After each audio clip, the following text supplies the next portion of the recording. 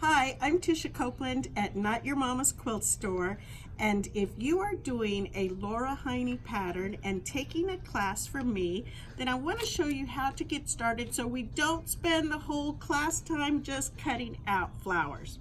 So Laura Heine is the artist behind the Fiberworks patterns and the collages. This is a sample of one of her little collages. This is one that we teach in our class. So if you're not familiar with her, this is what I'm talking about, these patterns.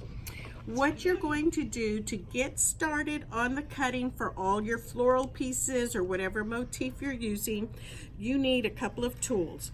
First off, you need light steam a seam 2. It got cut off right here, so I wrote it down for you. It has to be this one. Don't go use Heat and Bond, don't go use Misty Fuse, don't use anything else. Use light steam a seam 2.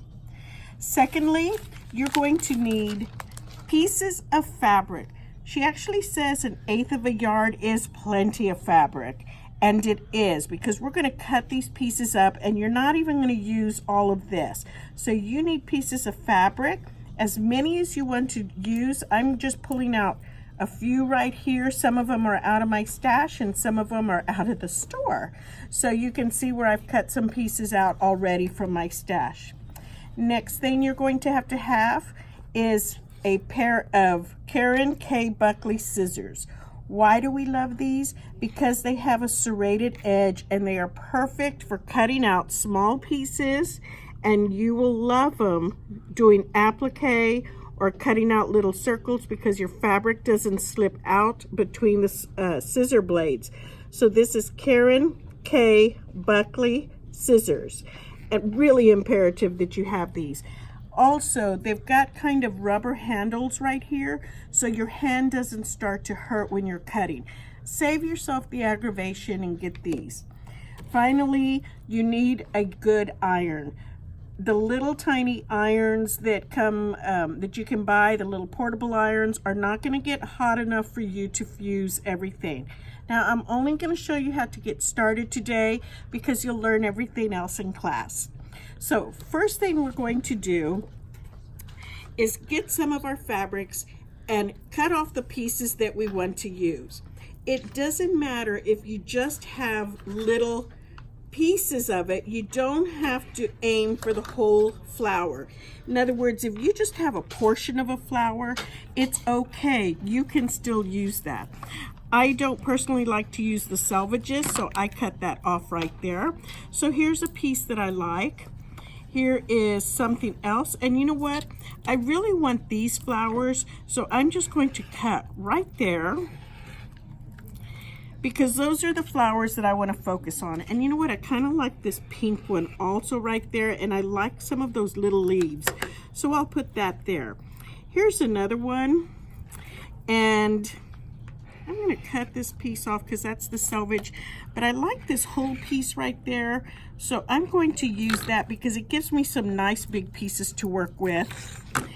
Here is another piece. This looks like a leftover, I don't know what it was left over from. The piece I really like from this, I like these right here. So I'm just going to go like this and just cut around it, okay? So you can see that I am not spending a lot of time fussy cutting these. I am merely cutting off what I wanted. The last piece, this one I have done a little bit of fussy cutting on, so I'm going to aim to get this one and maybe this little yellow one. I'm just going to cut around it. Okay, this is really good fabric that you can collect from your friends and family who have leftover fabric in their stash, and they're just bits and pieces. They don't know what to do with them. You can use it for this project. Next thing that you're going to do is with your Steam a Seam 2. Why is it important to use this? Because it is tacky like a Post-it note. So Steam a Seam 2 is two-sided adhesive. One side is going to have the grid paper outlined on it. You might be able to see it. The inside, when you peel that back, has the tacky adhesive, and then you have another cover paper on the back like this, and that's going to protect the tackiness. There is no right side or wrong side to steam a seam 2. If you go to pull back the paper and it pulls off the other side, it doesn't matter. In other words, if the tacky comes off on this plain side, it doesn't matter. It still works because there's no right way or wrong way for this to come off. So the first thing we're going to do, we have a piece of steam a seam 2. Usually I'm working in 1 yard pieces. I'm going to go ahead and peel this off, and it's this piece that comes off. This is tacky, and I'm going to line this up just like a jigsaw puzzle. So I'm going to put this fabric down right there. And here's another piece right here. See, I'm just putting them next to each other. I'm not trying to lay it out carefully and what's going to go here and what's going to go there. I am merely laying it down. I'm trying to conserve where it's going to go because you do go through so much of this. Let me see, I may want to move this over. And then, so I will put this right here, press it into place. And here is this one. This one is going to not fit all the way. That little blue flower is not going to get it. Not going to cut it because it's laying on top of this. So this has stuck down so far, but it is not ready to be pressed into place or ironed into place because, or it's not ready to be used on our cutting pieces because we have to iron this into place. So come on over with me to the cutting mat, to the ironing board. There's hair on here. To the ironing board, and we're going to iron this all into place. Okay, so we've brought this over to the ironing board. And as I was saying, this part is not stuck down yet. I'm going to show you. It's still loose on the paper. See how it still peels off? We've got to iron this down so that it sticks to the paper. Now the instructions say you can use the back page that you peeled off. I don't like to use it because it leaves something sticky on my iron. It leaves some residue on it. So I prefer to use an applique pressing sheet. This is going to keep the glue that's over here from sticking to your ironing board and sticking to your iron. So we're going to use that, lay it down to heat it up. The biggest problem I see when ladies are doing this is that they're working too fast. You have to put this down and count to like 5 seconds in each area because you have to melt the glue onto the fabric. If you're going too fast, it's not going to melt the glue. So I pre-ironed some of this already, so you don't have to watch me do the whole thing, but I did want you to see how slowly I'm working. Okay, so I'm doing this and I'm counting like 1, 2, 3, 4, 5. And then I move it over 1, 2, 3, 4, 5. And I move it over again. I don't necessarily use steam with it. From my experience, I don't have to use it. It's not giving me any problems not sticking. And I also don't like all the steam all over my applique pressing sheet because it tends to kind of get wet and drippy and I'm dripping on everything.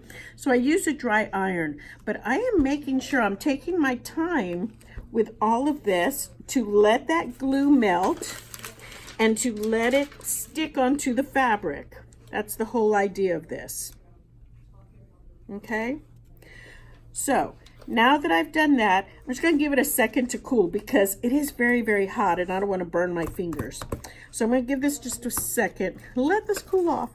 So, now I can peel this off, just like this. All the glue that is over here is going to be stuck to your applique pressing sheet.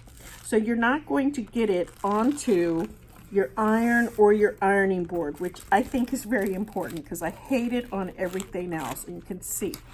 So when you're ready to use this again, and you have to remember to do this, the way to get the glue off of this is to merely take it and start rubbing it. Once you kind of get it to peel just a little bit, can you see how it's peeled? Peel all that glue off, because if you just use this pressing sheet a second time, it is going to melt all this glue onto the top of your next project that you're working on. So you just get this and you scrape it off. There isn't a right side or a wrong side to the applique pressing sheet. It doesn't matter which side you're working on. The most important thing is to remember to get all the glue off.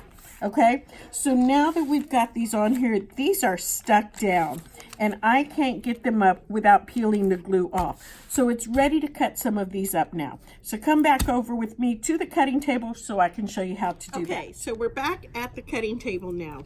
So I've got all of these down on the Steam-A-Seam 2. I've ironed it and it's all stuck down really nice and tight. So now it's time to start cutting out some of these flowers. I like to work in smaller pieces because it's just hard for me to work in a big piece. So I am just going to cut these into a little bit smaller, manageable pieces, okay? If you like working with a big piece, you go right ahead. It doesn't bother me a bit. And this one I did one too. Go around right there. Oh good, I did it. So this is where your Karen K Buckley scissors come in really, really, really handy, okay? I am going to cut out this flower right here. And instead of spending a whole lot of time trying to get really close to the edge, I'm going to wiggle my scissors a little bit,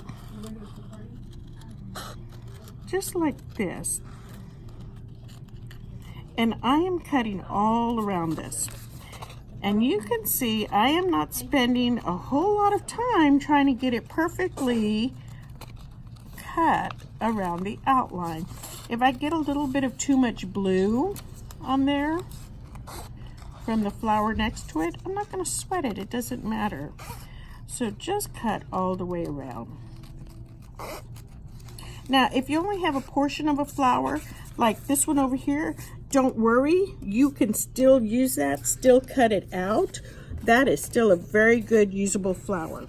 What I think you want to look for when you're doing your selections of fabrics is to look for flowers that are, or motifs that are a little bit larger.